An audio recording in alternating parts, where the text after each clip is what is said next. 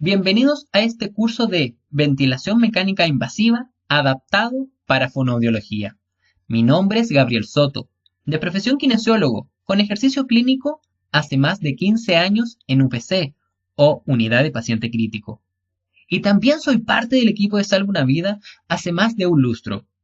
Esta videoclase, que lleva por título Generalidades vía aérea fisiológica y artificial y sistemas de humidificación, es una especie de resumen de lo que cotidianamente vemos al trabajar con pacientes de la UCI o unidad de cuidados intensivos.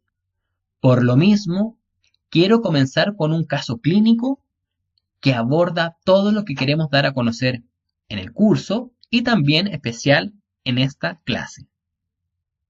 La historia de este caso comienza con un paciente que ingresa a una UPC el 5 de agosto. Previamente ya estaba hospitalizado hace más de 20 días en un servicio de medicina por un infarto al corazón. Se realizó un estudio de las coronarias, una coronarioangiografía que es la sigla CAG, y se pesquisó que tenía una enfermedad severa de tres vasos. Y además se realizó una ecocardiografía al corazón mostrándose una insuficiencia mitral moderada. Todo esto era de resorte quirúrgico.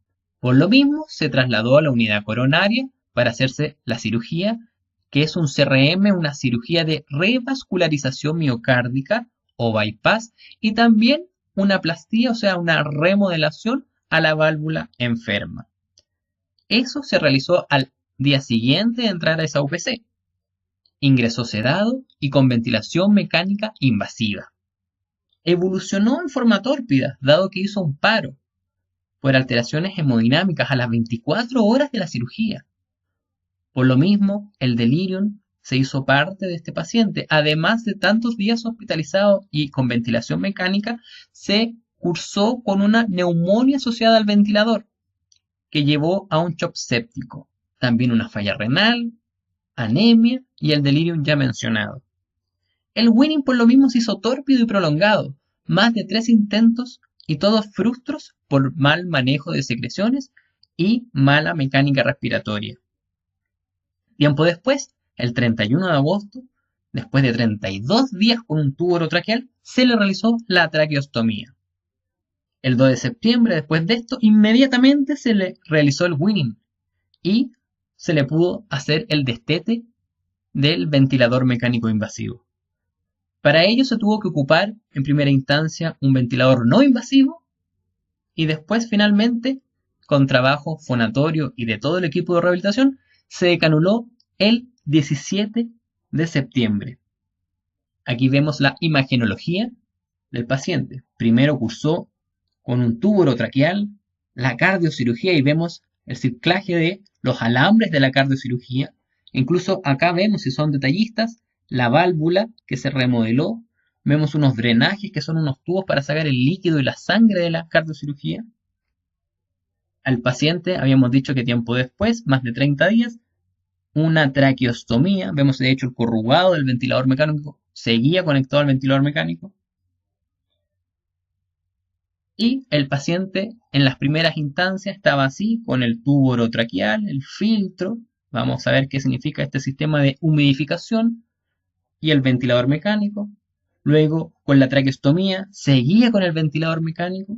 No lo podíamos destetar de este famoso ventilador.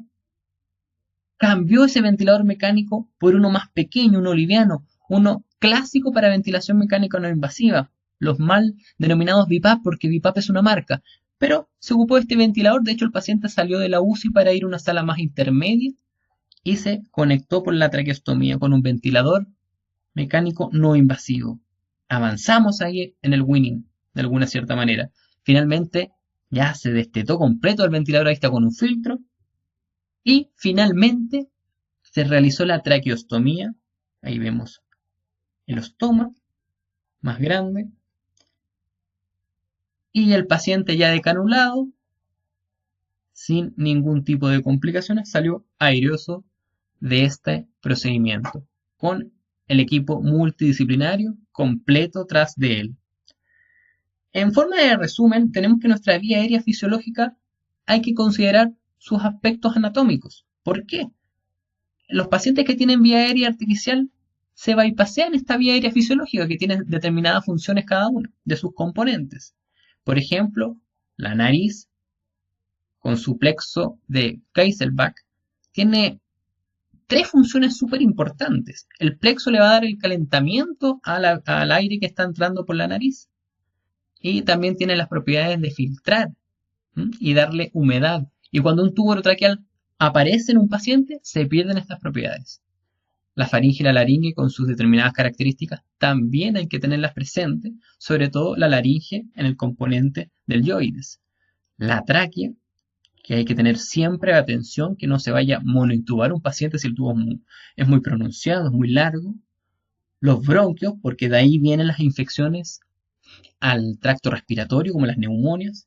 Los bronquiolos y los alveolos. Aquí siempre hacemos el corte, ¿eh? En la tráquea, hacia abajo hacemos el corte. Específicamente la laringe le llamamos vía aérea inferior y sobre esta le llamamos vía aérea superior. Por eso también hay diferencia con las infecciones respiratorias. Pasando a lo que es la faringe, más que dar una clase de anatomía de lo que es nuestra vía aérea fisiológica, dejar en claro que va en esta porción, entre el punto visto anatómico del cráneo de C6, empieza la parte de la faringe con 12 a 15 centímetros, pero lo importante es que se divide en tres porciones: nasofaringe, orofaringe y laringofaringe. Pero lo importante de esto es que en algunos pacientes de características de obesidad, esta faringe se hace súper importante porque pueden producir estos músculos obstrucción y colapso, dado la cantidad de grasa que posee el paciente. Y esta patología se llama síndrome de apnea o hipoventilación asociado a la obesidad durante el sueño, SAOS. Muy clásico para los pacientes que roncan en la noche y requieren de un ventilador mecánico no invasivo, como vemos en esta fotografía. Entonces es importante los pacientes obesos que tienen mayor cantidad de grasa y obstruyen nuestra vía aérea superior y requieren de este ventilador en algunas ocasiones. La laringe, que importante siempre considerar el nivel anatómico que va de C3 a C6, pero lo importante es que es un órgano muscular y cartilaginoso que tiene por funciones, aparte de lo ventilatorio, obviamente, y lo digestivo, la importancia de la fonación. Para ustedes, obviamente, como grupo especialista en este ítem. Y ahí destaca la movilidad del yoides, su ascenso y descenso. Importante también la laringe, lo que es el mecanismo de defensa, dado que presenta la tos y también la deglución y el vómito. La tráquea, que importante para todo componente del equipo de salud, dado que es la continuación de esta laringe. Importante acá que hay dos bronquios que se dividen finalmente de la tráquea y el derecho es más corto que el izquierdo, como vemos acá en esta fotografía. Por eso es importante considerar esta parte de la anatomía porque los pacientes hacen broncoaspiración generalmente del lado derecho. Y con lo biomecánico de los músculos respiratorios de la vía aérea fisiológica, importante destacar siempre el diafragma. Hay otros músculos respiratorios también importantes en la inspiración, pero el diafragma, según muchos autores, y Capagni, un libro de biomecánica tradicional de los fisioterapeutas, es el 80% de la inspiración, por ende es el músculo más importante de esta etapa. Y en la expiración, que es un fenómeno pasivo, se hace activo cuando los pacientes tienen algún tipo de dificultad o están en ejercicio vehemente o en una hiperventilación, y aquí aparecen los abdominales y los intercostales internos. Entonces, cabe preguntarse, ¿cuándo aparece esto de la vía aérea artificial si lo que hablamos anteriormente es solo vía aérea fisiológica? Bueno, hay funciones clásicas, les muestro dos. Asegurar o establecer una vía aérea permeable y protegida, dado que hay un evento de secreciones, algún broncoespasmo o algún cuerpo extraño. Y también la otra función es ser una vía de transporte segura y adecuada para permitir el paso de los gases que participan en la hematosis o intercambio gaseoso. Aquí aparece el ventilador mecánico. Indicaciones de vía aérea artificial. Recordemos que hay tres tipos estándar: el tubo orotraqueal o TOT, la traqueostomía o los tubos nasotraqueales, que son un poco más infrecuentes de lo habitual, dado que generalmente se producen en situaciones de gran trauma. Por ende, siempre cuando nos referimos a vía aérea artificial, son los dos primeros. Pero ¿cuáles son las indicaciones? Compromiso de la vía aérea. Compromiso de conciencia, Glasgow menor a 8 o igual a 8. Falla respiratoria. Emergencia importante en la vía aérea, lo que es la obstrucción de vía aérea por cuerpo extraño, los OVACE. También la conexión a ventilación mecánica por la necesidad de ventilación a presión positiva, que esto es el curso, lisa y llanamente. También se requiere vía aérea artificial cuando hay riesgo de broncoaspiración, incluso en las hemorragias digestivas altas, y en los paros cardiorrespiratorios es inminente. Y otra importante es cuando hay necesidad de proteger la vía aérea, o sea, cuando hay que permeabilizarla. Clásico de los broncoespasmos severos, clásico de mal manejo de secreciones abundante y requieres un tubo orotraqueal para permeabilizar esta vía aérea. Importante entonces considerar que cuando uno tiene un sistema de bypass de la vía aérea fisiológica, o sea, una vía aérea artificial, se va a alterar sí o sí los mecanismos de defensa de nuestro pulmón, como es la humidificación, dado que si consideramos que la nariz humana es el mejor humidificador, porque tiene estas tres funciones: filtrar, calentar y humedecer, gracias esta última al plexo de Kleisebach. Pero si perdemos esto por un tubo orotraqueal, vamos a perder humedad. Aquí el aire entra a 20 grados Celsius con una humedad relativa de un 50% y una humedad absoluta de 9 miligramos por litro. Y siempre cuando se realiza intercambio gaseoso, vamos a considerar que el aire siempre, y soy tajante en decir esto, que esto se llama punto de saturación isotérmico, se intercambia a 37 grados Celsius, a 100% de humedad relativa y una humedad absoluta de 44 miligramos por litro. Y esto se realiza siempre.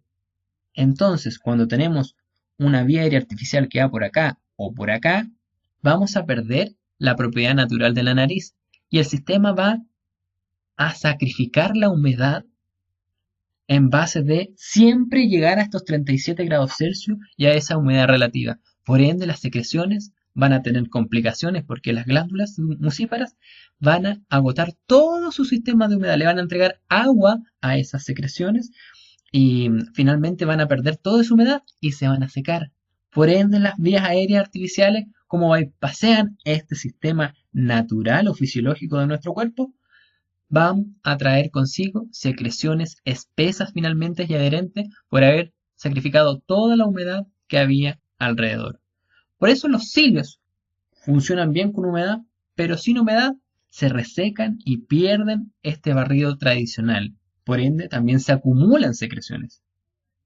Importantísimo entonces destacar el punto de saturación isotérmica, que son, insisto, hacer siempre el intercambio gaseoso a 37 grados Celsius, a 44 miligramos por litro de humedad relativa y a un 100% de humedad relativa, bien digo, y 44 miligramos de humedad absoluta. ¿Ya? Ahí lo corrijo para que quede claro. Entonces, tenemos este 100% de humedad relativa y con una vía aérea artificial, el sistema va a tratar de sacrificar toda la humedad que hay por medio y las secreciones van a traer el riesgo y la complicación. Por ende, vaya a haber mayor infección, tasa de infecciones, mayor trabajo respiratorio, oclusión, obviamente se va a obstruir la vía aérea artificial porque tiene secreciones más espesas. Por ende, va a haber también daño celular, inclusive por el mismo tubo orotraqueal que barre con esta correa mucociliar. O sea, no son solo las secreciones, sino que el tubo orotraqueal también hace daño a la correa mucociliar, por ende se produce este daño celular. Ejemplo, yo creo que todos los que han visto clínica, entre comillas, han tenido la suerte de ver estas famosas vías aéreas todas tapadas o con secreciones, con tapones mucosos importantes. Digo suerte por la experiencia clínica, mala suerte obviamente para el paciente, por eso tenemos que tener un gran cuidado con ello, hacer una gran higiene bronquial.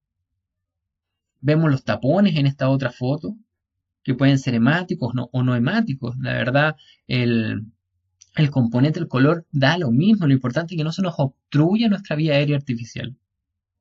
Ejemplos radiográficos tenemos por montones. Las famosas atelectasias, que son disminuciones del volumen aéreo por tapones mucosos. O sea, todo un pulmón velado, no existe este pulmón, por un tapón mucoso. Atelectasias masivas que explican lo mismo. Esto es una atelectasia. Completamente velado el pulmón izquierdo que incluso tracciona hacia el lado contralateral. Por ende, hay que entregar humedad a estos pacientes que tienen vías aéreas artificiales. Hay varias clasificaciones. Una es los que entregan temperatura, que pueden ser calefaccionados o no calefaccionados. Y los otros que pueden entregar humedad, que le llaman activo-pasivo. Vamos a dar ejemplos de varios.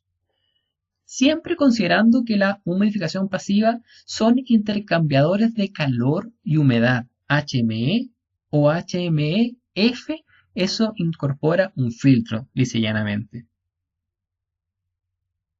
Acá un sistema pasivo que es un halo en los pacientes pediátricos, que se genera una gran nube, y de hecho los pacientes uno lo ve. Es un sistema pasivo. Pasivo porque no llega, no requiere de electricidad o de alguna fuente de poder. Solamente lo hacen con los humidificadores de burbuja, muchas veces como lo vemos acá. Y estos no llegan a los 37 grados Celsius, ni al 100% de humedad relativa, ni a los 44 miligramos por litro, que hablamos de humedad absoluta.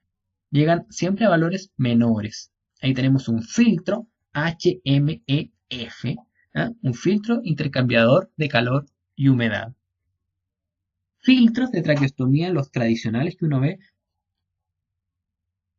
con su puerto de oxígeno. Todos son sistemas pasivos, porque no llegan a los valores que habíamos hablado del punto de saturación isotérmico. Una aclaración del humidificador pasivo de este HMEF, ¿ya? Entrega una humedad absoluta de 30 miligramos por litro y una temperatura de 34. Fíjense que se acerca, pero no llega. Por ende, se considera siempre pasivo. Aparte, lo hace con el mismo aire expirado que bota el paciente. El paciente toma aire del ventilador mecánico, por esos corrugados y por esas tabuladuras, y al botar el aire, el calor y la humedad quedan atrapados en este filtro. Entonces, cuando viene el otro ciclo respiratorio, viene con el mismo calor y humedad del paciente. Por eso se llega a estas cifras y nunca se superan. Insistimos, sistema pasivo. Más filtros humidificadores. Bueno, la verdad hay muchos en el sistema. Acá hay fotos de algunos. Algunos son distintos, pero finalmente llegan a las mismas características. Algunos incluso muestran la temperatura, como sería este filtro grande. La verdad, ni siquiera yo he ocupado este filtro. He ocupado generalmente los que tenemos acá. Este le llaman filtro de alta demanda, densidad, EPA, HME, algunos antibacterianos virales. Hay de todos en el mercado. Y considerando siempre que la humedad absoluta de estos filtros pasivos no va a superar estos valores de miligramos de agua por litro. Ya pasamos a los activos y aquí ya vemos la gran diferencia. Tienes un cable eléctrico que te va a asegurar los famosos 37 grados Celsius de temperatura y con eso vamos a llegar a una humedad relativa del 100%. Aquí tenemos algunos de cascada, algunos eléctricos con cable calefactor. Aquí tenemos otro sistema con cable calefactor. Si se dan cuenta, aquí las tabuladuras empiezan a ser un poquito más engorrosas porque son más sistemas. Pero solamente vean, esto es lo que nos da la temperatura exacta. Aquí está empezando a llegar a 37 grados. O sea, recién estamos en 35,5. Pero cuando llega a 37 grados, va a haber una humedad relativa de un 100% y una humedad absoluta de los famosos 44. O sea, el paciente y sus glándulos y todo el sistema no tienen que hacer un esfuerzo adicional. La idea es humidificar toda esa vía aérea y así evitar estas famosas secreciones espesas, adherentes, pegadas y que obstruyen el sistema. Más ejemplos de humidificadores activos ahí con cables calefactores. Ahí ese rojo, es el cable calefactor que le entrega la temperatura completa. Aquí tenemos otro sistema y aquí vemos incluso que hay humedad dando vuelta en el mismo recipiente de agua. Ahí es de hecho donde se entrega la humedad, el vapor de agua. Otro sistema también con un ventilador pesado o ventilador mecánico invasivo. Aquí tenemos el sistema que era similar al anterior, un sistema de humidificador activo o calefactor también le llaman en otras unidades y otros clínicos. Aquí el mismo, o por lo menos similar, con la famosa cascada. Acá tenemos sistemas que incluso se pueden ocupar para ventilación mecánica no invasiva, o sea, por máscara, por interfase, el famoso ventiladores no invasivos, quizás con calefactores. Aquí tenemos el mismo calefactor anterior. Aquí tenemos uno distinto por marca, eh, pero aquí se nota el tiro que es un modelo de ejemplo, 38,8. Imagínate cerca de 39 grados. No es muy conveniente usar esa temperatura porque está sobrepasando lo fisiológico. Puedes desnaturalizar al sistema y a las proteínas. Entonces es importante tener hidratado nuestro sistema respiratorio, específicamente la correa mucociliar, porque así puede transportar tranquilamente las secreciones. Es más fácil tener secreciones hidratadas para la correa mucociliar que tenerlas completamente deshidratadas, porque así no las puede movilizar e insistimos, se quedan en la vía aérea, produciendo tapones, adherencias, obstrucciones, aumento de resistencias, en fin, muchos problemas. Siempre hidratar. Por eso requerimos siempre de sistemas de humidificación. Ahora bien, hemos visto algo de humidificación. ¿Qué más le podemos entregar a nuestras vías aéreas fisiológicas y a las vías aéreas artificiales? Oxigenoterapia. Clásico ejemplo de lo que podemos intervenir en una vía aérea, ya sea artificial o natural o fisiológica. Esta oxigenoterapia también se puede ver coayudada o puede coayudar a medicamentos como por ejemplo la broncodilatación del tipo de nebulizaciones, porque hay algunas que se hacen con oxígeno, hay otras que no, pero dejar en consideración que esto también se manipula en nuestra vía aérea fisiológica, ¿ya? Y también en la artificial. Así como la humedad, como habíamos dicho, sistemas de humidificación también se pueden entregar en vías aéreas fisiológicas y también en vías aéreas artificiales. Más de oxigenoterapia. Inclusive cuando uno hace una prueba de ventilación espontánea que le llaman tubo en T para tratar de sacarlos del ventilador mecánico. Ahí de hecho, esta es una prueba en tubo en T, tiene la forma de una T, como se pueden dar cuenta ustedes. También se hace con un sistema de oxigenoterapia. O sea, cuando uno saca del ventilador mecánico, uno también apoya con oxigenoterapia. Aquí tenemos otra prueba. A este le llaman TQT en T, pero es lo mismo. Recordemos que este es un resumen. Las pruebas de ventilación espontánea propiamente tal la vamos a ver en la clase de Winning. Ahí está la forma de la T.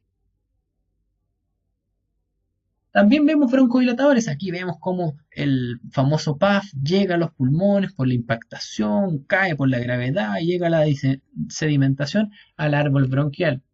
Y la aerosol terapia se puede hacer en una vía aérea natural como también en una artificial. Y tenemos tres grandes grupos que podemos encontrarlos en las mismas presentaciones, que son las nebulizaciones, el IDM, que es la inhalación dosis medida, o los PAF, y los de polvo seco. Todo esto está dentro de lo que es los broncodilatadores en ítem de aerosol terapia. Estos son nebulizadores. Nosotros vamos a encontrar nebulizadores tipo Hatsu, que es la marca, o ultrasónicos. Y podemos hacerlos en vías aéreas naturales como artificiales. Las dos las podemos encontrar. También los de IDM, que habíamos dicho que son los famosos PAF, inhalador dosis medida. Y los de polvo seco, que estos generalmente se aplican en pacientes con vía aérea natural. Hay que tener demasiados adaptadores para hacerlo en un paciente con traqueostomía. Entonces, ¿cómo hacemos la broncodilatación o las nebulizaciones con un paciente con traqueostomía? Cabe preguntar. Hay dispositivos como las tiendas laringeas, como la que vemos ahí en esta imagen. Y también aerocámaras especiales para traqueostomía, como el Aerotrach. ¿Cómo lo hacemos con los pacientes que tienen tubo orotraqueal y además en ventilación mecánica? Aquí vemos un adaptador para hacer la broncodilatación. Ahí lo vemos bien marcado. Ahí lo vemos con un PAF puede ser salbutamol, este caso es de salbutamol. Vemos para la ventilación mecánica no invasiva los famosos BiPAP, en realidad eso es una marca, pero ahí lo vemos con una interfase y ahí se aplica el PAF también de algún broncodilatador. Otro adaptador de PAF y ahí está la forma en la que se puede hacer la broncodilatación. ¿Qué más vemos en nuestra vía aérea artificial y fisiológica? Podemos administrar presiones positivas, ya sea con una AMBU, que es una marca de la bolsa de reanimación o la bolsa de ventilación manual. También lo vemos con equipos de ventilación mecánica no invasiva que son portátiles como este que está acá, que es el tradicional BiPAP. De hecho, de ahí nació la palabra BiPAP. Y siempre dicen en un equipo portátil de este tipo de ventilación, BiPAP. Pero en realidad es una marca, porque se le llama ventilación no invasiva. Obviamente han ido perfeccionándose los equipos y mejorando y actualizándose, y hay muchos en el mercado. Nosotros en nuestro hospital contamos con este que está acá, que les mostramos en estas fotos. Pero hay muchos. También la presión positiva se puede administrar en un ventilador mecánico invasivo, obviamente. De hecho, de esto es el curso de ventilación mecánica invasiva. Veamos ahora, después de haber visto todo lo que podemos manipular en cierta medida en nuestra vía aérea artificial y fisiológica, otro caso clínico de una extubación. Un paciente de 66 años con antecedentes mórbidos, descritos acá, con medicamentos también descritos en esta especie de resumen, tiene un compromiso del estado general de evolución de una semana, con compromiso de conciencia y infección del tracto respiratorio. Diagnóstico de una neumonía asociada eh, a la comunidad, ATS3. Eso significa que requiere hospitalización más que nada, con una insuficiencia cardíaca descompensada. Requiere de intubación orotraqueal, la cual fue muy dificultosa en la urgencia. En la evolución, un intento de winning frustro, o sea, trataron de sacarle el ventilador y no se pudo al segundo día. Por lo mismo, se fueron con cautela y al quinto día de ventilación mecánica invasiva, había signología obstructiva importante, trataron de avanzar el winning dado que los parámetros inflamatorios iban a la baja y tenía buen control de rayos, pocas secreciones y estaba bien de conciencia. Entonces, se decidió extubar, pero pensando en que era una insuficiencia cardíaca, se pensó en apoyar con ventilación mecánica no invasiva.